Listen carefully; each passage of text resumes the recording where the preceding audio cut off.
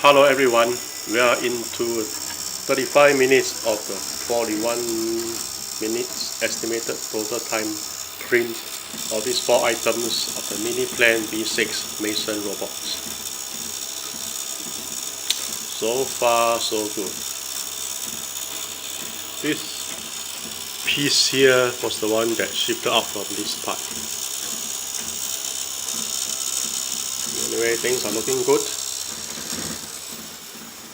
Once again, here's how the items are. They've been sliced by Cura.